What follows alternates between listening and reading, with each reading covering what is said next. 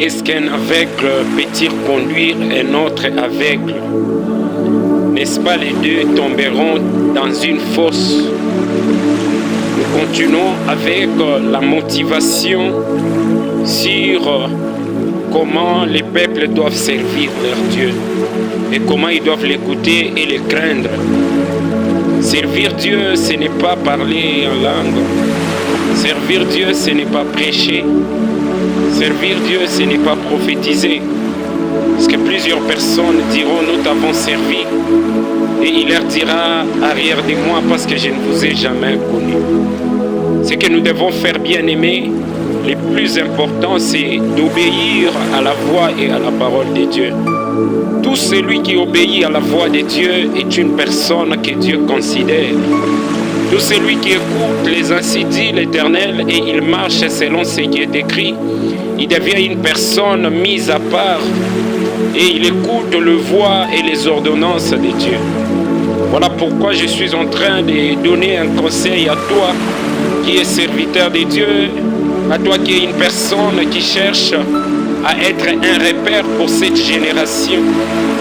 Bien-aimé dans le Seigneur, ta façon de faire les choses détermine la grandeur de la bénédiction qui t'attend demain.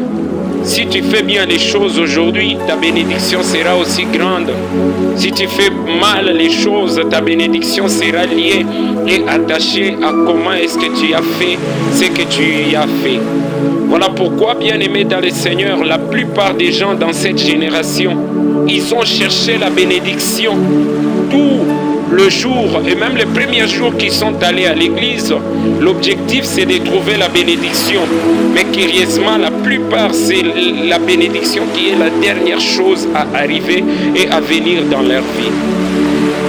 Plusieurs cherchent la gloire, la grâce, et il y a même ceux qui arrivent à se décourager sans avoir tout cela dans leur vie, sans même le voir, sans voir cela dans leur parcours et dans leur destinée. Mais toi qui es en train d'écouter cette vidéo, toi qui es en train de partager cette vidéo, que la gloire et la grâce de Dieu te couvrent, bien-aimé dans le Seigneur, les services de Dieu, elles se manifestent, et même les plans, les merveilles et les bontés de Dieu se manifestent que dans l'obéissance.